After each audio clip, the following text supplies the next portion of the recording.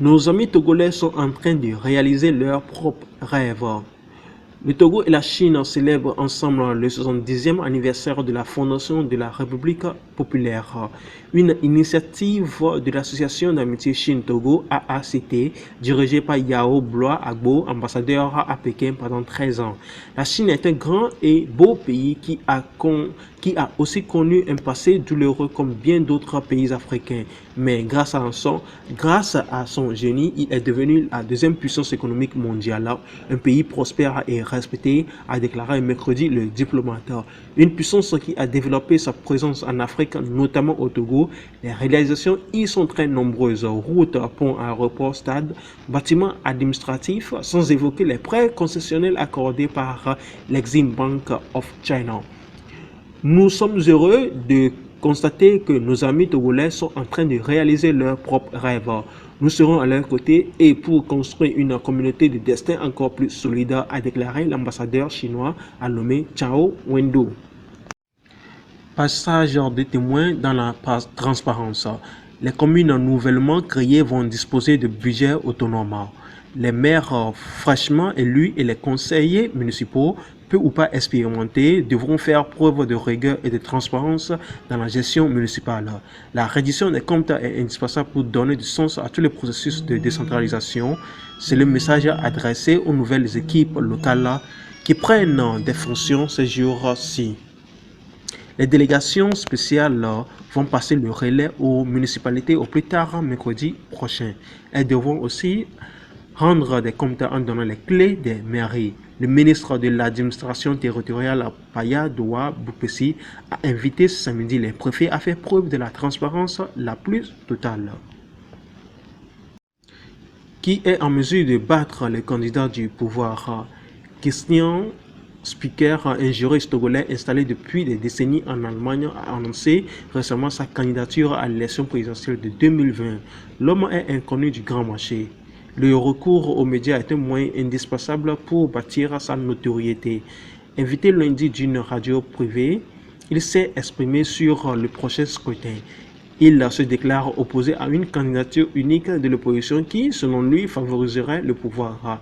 Il préfère se concentrer sur des questions essentielles comme le refonte du fichier électoral, la composition de la CENI, la réforme de la Cour constitutionnelle.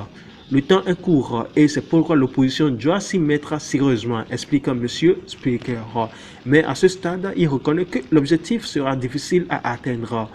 En l'état actuel des choses, je ne sais pas qui affronter le candidat du pouvoir et le battre, a-t-il ajouté. La candidature unique n'est pas une question centrale.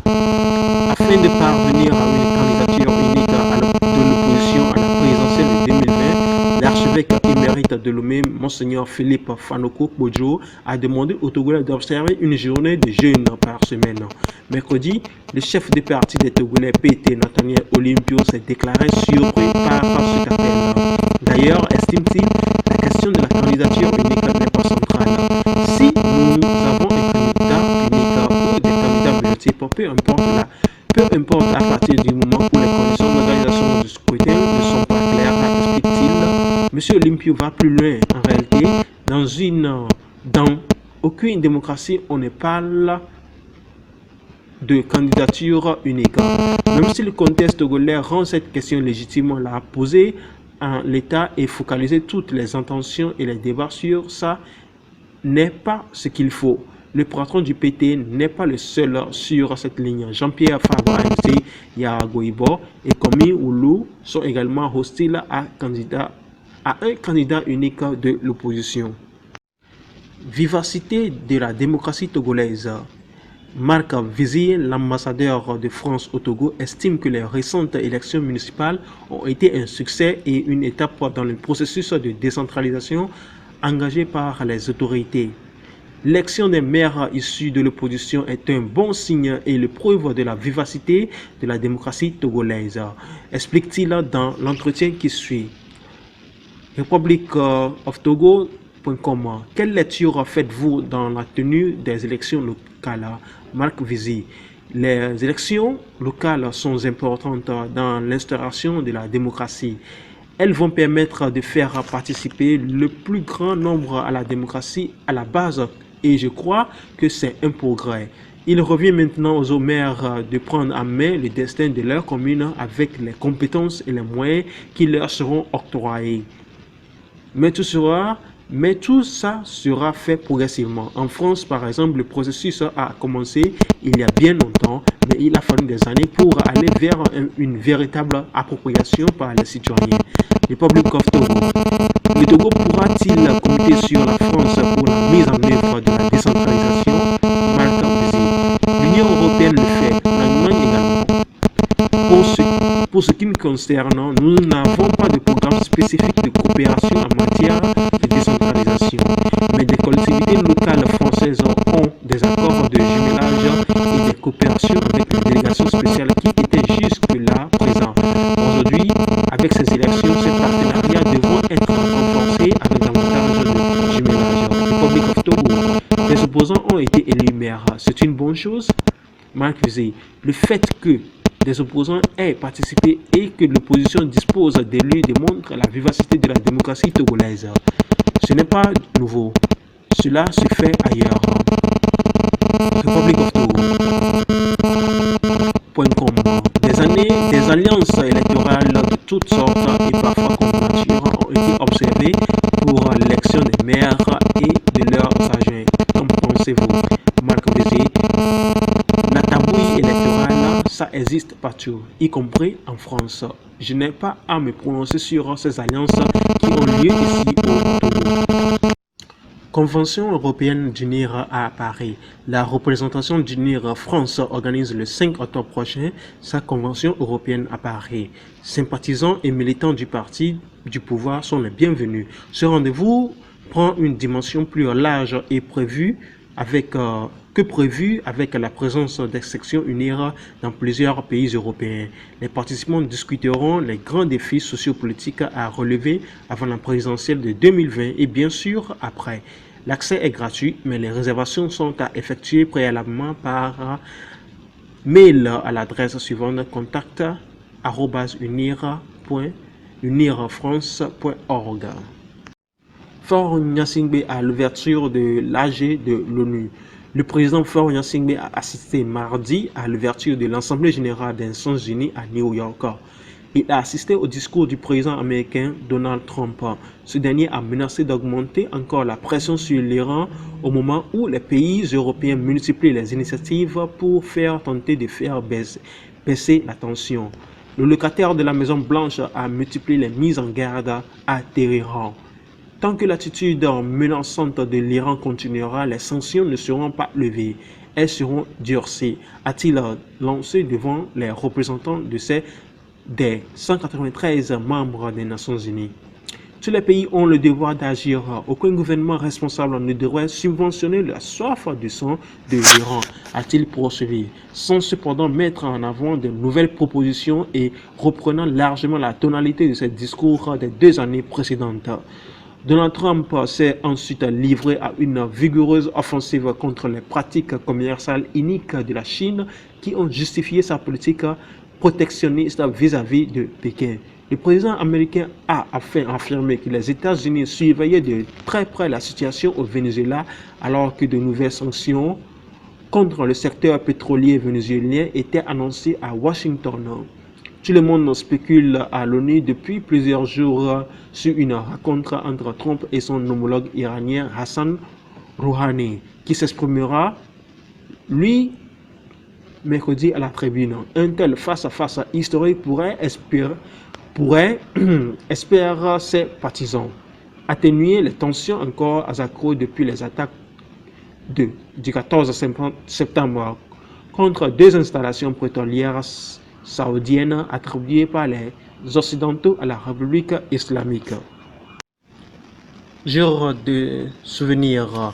Ce lundi marque le 33e anniversaire de l'attaque du 23 septembre. Le 23 septembre 1986, un commando d'opposants lourdement armés, infiltré depuis le Ghana, prend d'assaut des points névralgiques de Lomé, causant la causant la mort de nombreux civils. L'objectif des assaillants est clair, l'assassinat du président Gnassingbé Eyadema est prise de pouvoir. L'intervention de l'armée est rapide et efficace. Le commando est neutralisé. Une cérémonie s'est déroulée ce matin place des Martyrs à Lomé et hommage aux militaires et civils tués lors de l'agression en présence de nombreux officiels.